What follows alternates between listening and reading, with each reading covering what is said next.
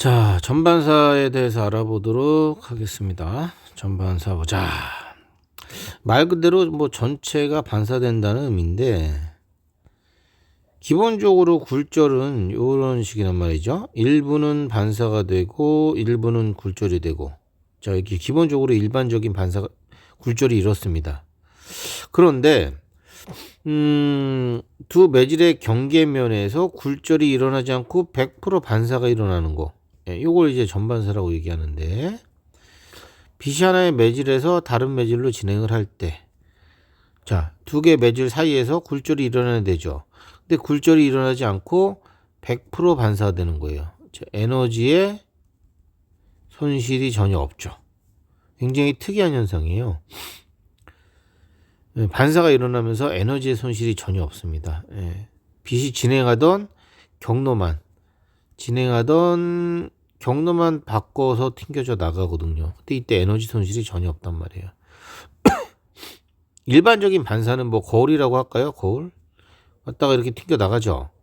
그럼 이게 100이라면 에너지가, 여기는 그렇지 않단 말이에요. 99, 예를 들어서 충돌해서 나가면서 손실이 있어요, 기본적으로. 근데 얘는 손실이 전혀 없는 반사, 요거를 전반사라고 얘기해요. 근데 이 전반사는 아무 때나 일어나지 않고요. 전반사 일어나는 조건이 이제 중요한데요. 자, 속력이 느린 매질에서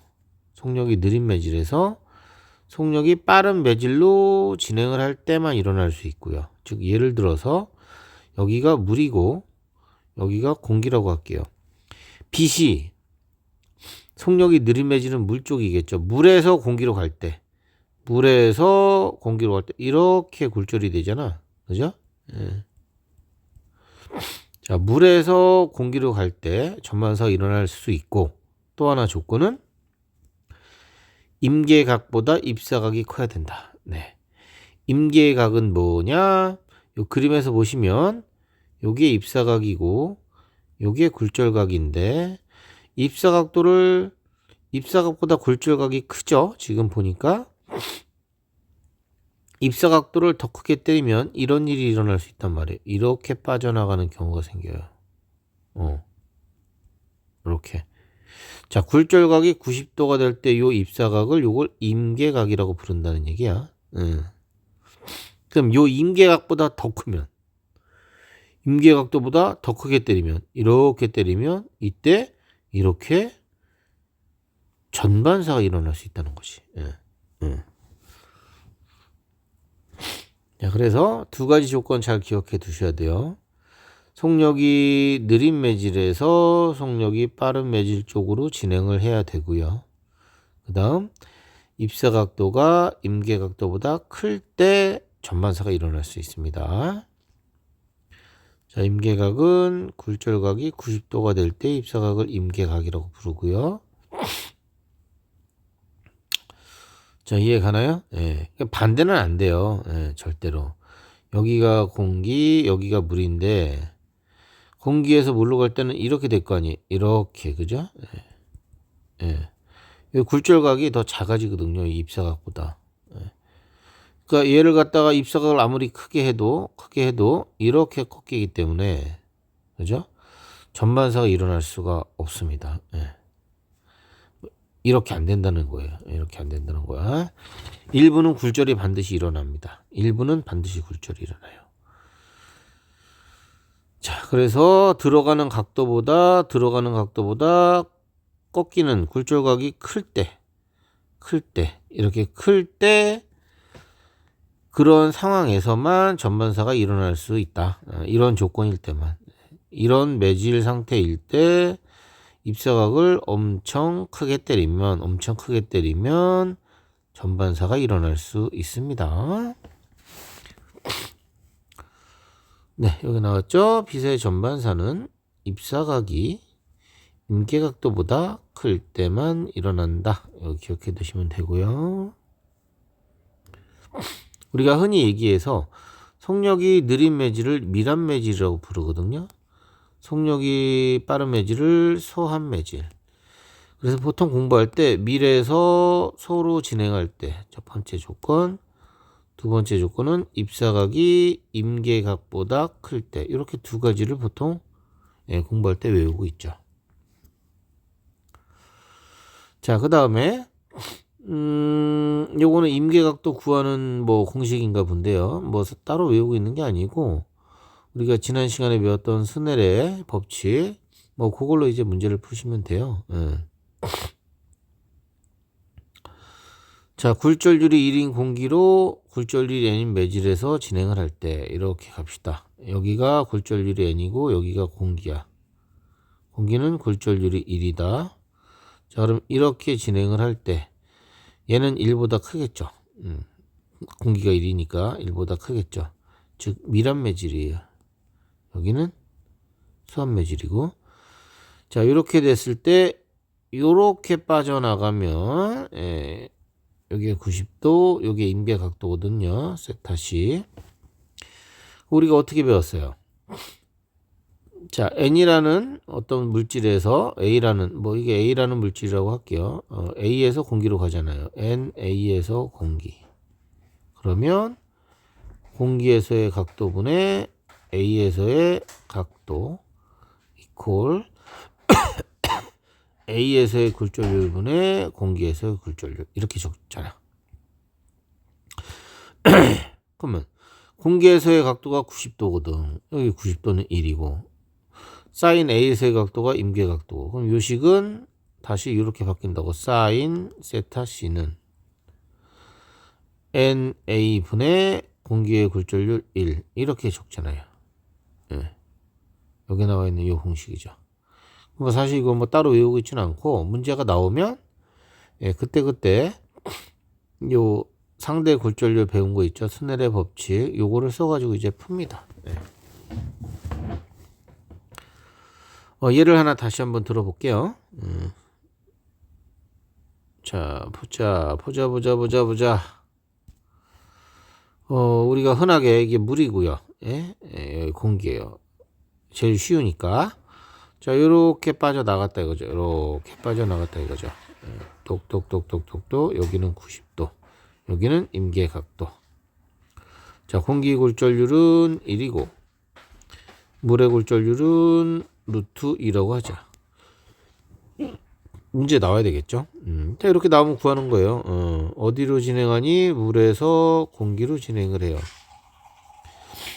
사인 공기분의 사인 물이야. 너는 물의 굴절률분의 공기의 굴절률이야. 자, 사인 공기에서의 각도 90도니까 1이고 사인 물의 각도가 사인 세타 C가 되겠지. 임계각도. 자, 물의 굴절률은 1이고 루트 2군요. 공기의 굴절률은 1이죠. 그럼 너는 2분의 루트 2니까 세타 C는 45도. 맞죠? 이렇게 구하라는 얘기예요. 네. 자, 그 다음 매질의 굴절률이 클수록 임계의 각도는 작다는 얘기는 매질의 굴절률이 커요. 매질의 굴절률이 커요. 공기로 빠져나가는데 여기가 공기고 여기가 어떤 매질인데 얘의 굴절률이 크면 클수록 둘의 굴절률의 차이가 크죠. 공기와 매질의 굴절률의 차이가 크죠. 자, 그러면 전반사가 잘 일어나요. 자, 얘가 밀이고 얘가 손대. 그죠? 매질의 굴절률이 크다는 건 더 밀하다는 얘기잖아요. 얘가 많이 밀할수록 예를 들어서 이렇게 가던 애가 이렇게 90도로 빠져나가던 애가 이게 더 밀하면 굴절률이 더 커지면 이렇게 된다는 얘기. 이렇게 이 임계각도가 더 작아진다니까 이게. 밀할수록 한쪽이 더 밀할수록. 그러니까 다시 말해서 매질의 굴절률이 클수록 임계각도가 작다. 요 말은 요렇게도 표현이 되네요. 두 매질의 굴절률 차이가 클수록 임계각도가 작다.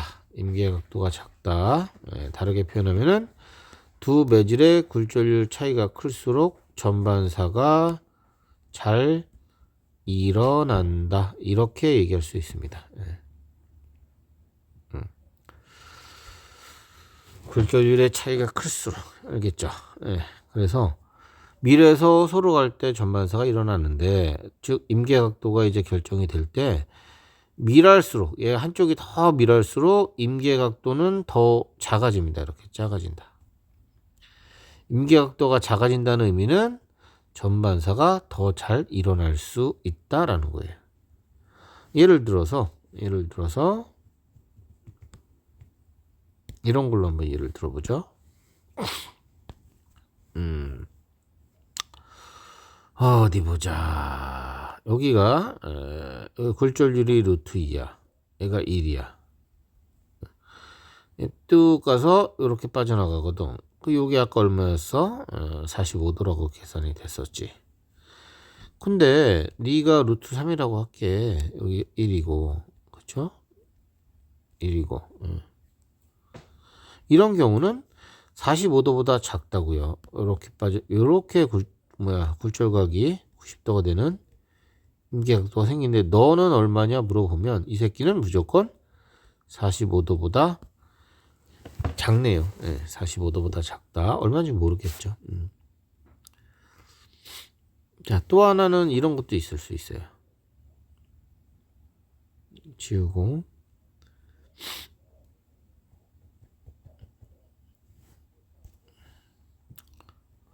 자, 빨간색 단색광을 준비해서 때렸습니다. 자, 이렇게 전반사가, 자, 이렇게 임계각도가 설정이 됐죠. 임계각도가 이렇게 세타 C로 나왔어요. 자, 두 번째는 똑같은 각도로, 요 세타 C하고 똑같은 각도로 보라색 빛을 때리네요. 보라색 빛을. 그럼 어떻게 되냐 이거죠. 여기가 A 매질, 여기가 B 매질. 얘도 A 매질, B 매질. 매질은 똑같은데 때려주는 이 빛을 빨간색에서 보라색으로 바꿨습니다. 자, 이런 경우는 어떻게 될까요? 네, 요거는요, 보라색이 빨간색보다 굴절이 더 많이 돼요. 뭐냐면은 우리가 예전에 배웠을 텐데 햇빛을 프리즘에 통과시키면 여기서 굴절이 일어나고 여기서 또 한번 굴절이 일어나는데 요걸 스크린에 비추면 여기가 빨간색, 빨주, 노초, 파남, 보 이렇게 무지개 색깔로 스펙트럼이 나잖아요. 형성되잖아. 보라색 빛이 빨간색 빛보다 더 많이 꺾입니다. 즉 이 보라색 빛은 굴절률이 큽니다. 누구보다? 빨간색 빛보다. 동일한 매질이라도 빨간색을 이용했을 때보다 보라색을 이용했을 때는 더 많이 꺾인다. 빨간색을 쐈을 때 90도로 빠져나갔기 때문에 이거보다 더 꺾여야 되죠. 그래서 보라색으로 똑같은 각도, 요 각도로 때리게 되면 이렇게 전반사가 일어나 버리죠. 전반사가 이렇게. 이것도 알아두시면 좋을 것 같다.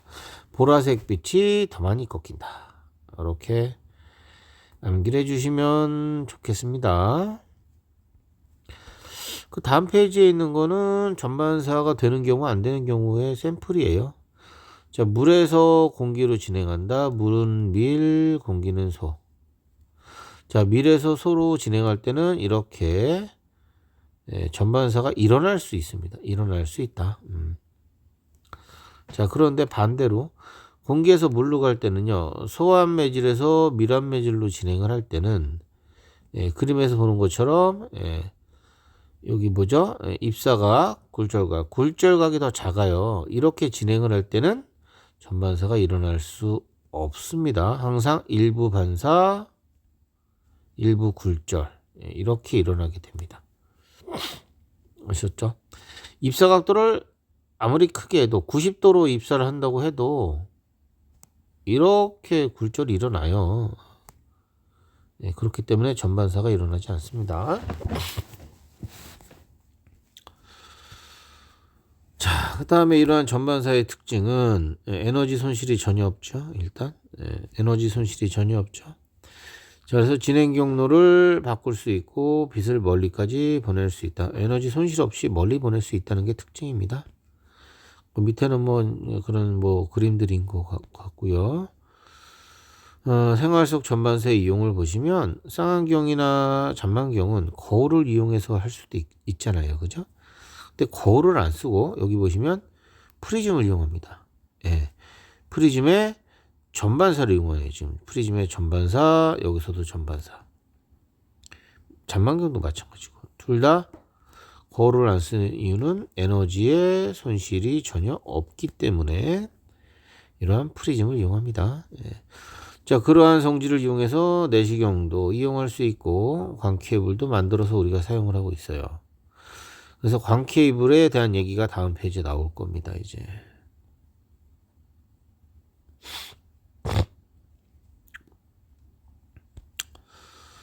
자, 광 케이블을 이용한 통신이 바로 광통신이라고 하는데 이거는 당연히 유선 통신이야. 무선 아니죠. 자, 왜냐면은 광섬유라고 하는 선이 필요합니다. 예, 예. 그래서 빛을 전송할 수 있는 섬유 모양의 관이고 얘는 유리를 이용해서 만들어내요. 이 그림에 있는 것처럼 가운데 이 코어라는 게 1차 유리, 굉장히 밀하죠. 밀. 바깥쪽에 클리딩이라는 2차 유리, 얘는 소환 유리예요.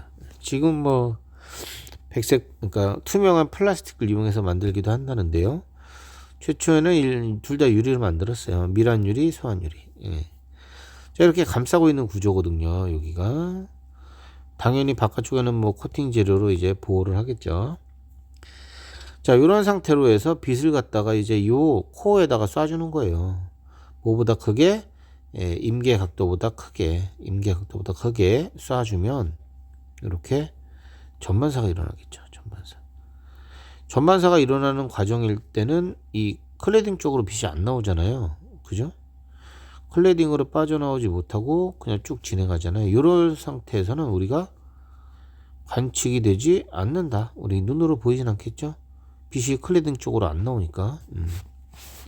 그래서 코어 안에서 쭉 그냥 간다는 얘기죠. 아셨죠? 예, 밀에서 서로 진행하는 겁니다. 지금. 자, 1차 유리 코어, 2차 유리 클레딩. 코어는 밀한 유리, 클레딩은 소환 유리, 소환 매질. 요거 기억해 두시면 되고요. 자, 이렇게 해서 광섬유를 이용한 게 광통신인데 그림에서 보시면 음성이나 영상 신호, 이런 전기 신호를 빛으로 바꿔야 됩니다. 빛으로 변환을 해야 돼요.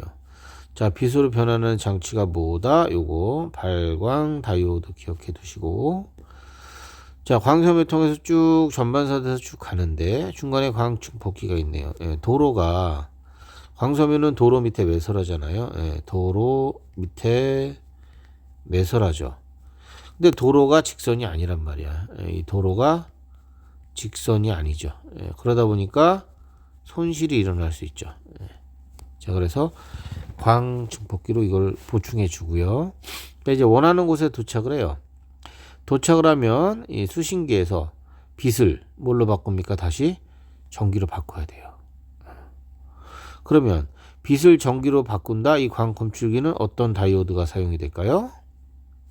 빛을 전기로 바꾸는 다이오드는 광 다이오드가 되겠죠. 광 다이오드.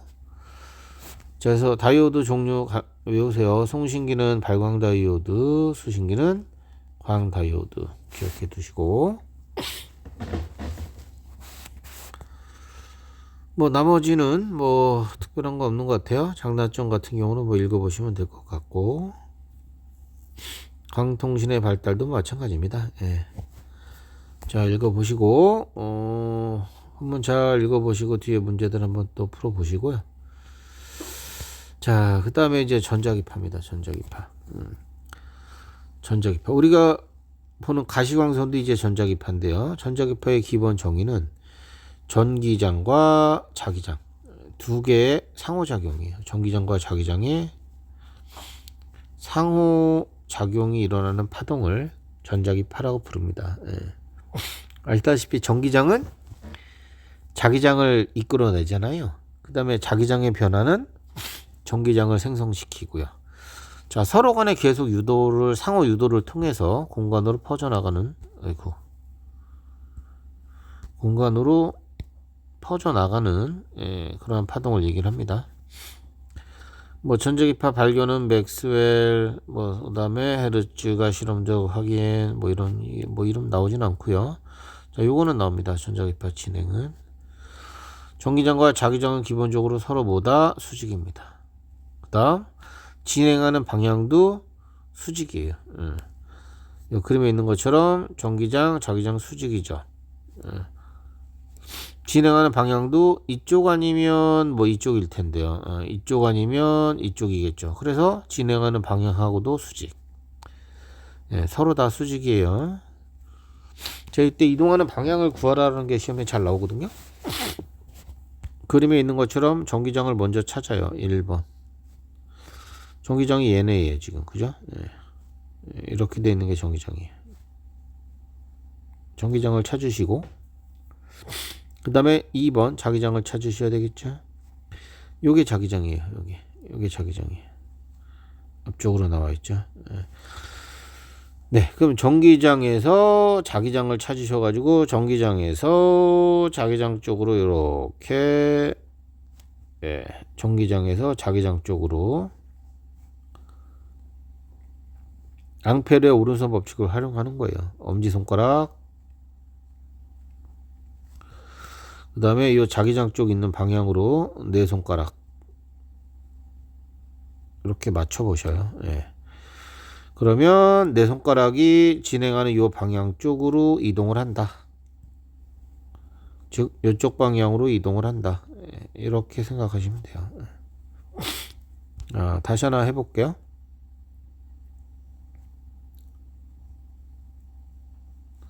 자, 이쪽이 전기장이고 이쪽이 자기장이다. 이렇게 나왔어요.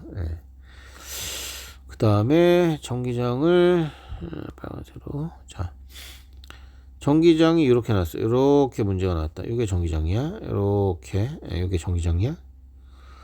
그 다음 자기장은 이렇게 나왔다고 칠게. 이렇게 자, 그럼 이게 전기장, 이게 자기장. 90도 이렇게 된 거죠. 자, 이때 진행하는 방향이 어느 쪽이냐? 진행하는 방향이 어느 쪽이냐? 플러스 X냐 마이너스 X냐 해보죠. 자, 네가 1번이라고 그랬죠. 엄지손가락 요 새끼 찾아서 요거 찾아서 엄지손가락 여기다가 맞추시고요. 네 손가락 여기다 네 손가락 맞추는 거죠. 요쪽에다 네 손가락을 맞추면 요렇게 되죠. 즉 이 파동은 요쪽 방향으로 이동하는 전자기파가 되겠습니다. 마이너스 X 방향입니다. 방향을 물어보는 게 나올 수 있다. 당연히 전자기파는 횡파고 이동하는 방향, 이동 방향이 어느 쪽인지 물어보는 문제가 잘 나온다. 꼭 기억해 두시고요. 뭐 이해 안 가면 수업 중에 얘기하세요. 기타 전자기파 성질입니다. 당연히 전자기파는 파동의 형태고요. 횡파죠. 자, 에너지 전달하지만 매질은 없어도 진행할 수 있는 파동이다. 즉 비탄성파고요. 전자기파 속력은 빛의 속력과 똑같아요. 진공 중에서 약 30만 km/s 같고요. 전자기파 에너지는 빛 에너지하고 같아요. 형태가 이렇게 진동수에 비례합니다. 자, 이러한 전자기파는요, 파장이나 또는 진동수에 따라서 우리가 다른 성질을 나타내므로 파장에 따라 구별을 하는데, 요 그림만 기억하시면 돼요. 감마선 파장이 짧죠. 파장이 짧죠. 그다음 이쪽에 라디오파 파장이 긴 거고요. 파장이 짧은 쪽부터 출발하면 감마선, X선, 자외선, 여기가 가시광선. 그다음에 적외선 마이크로파, 라디오파.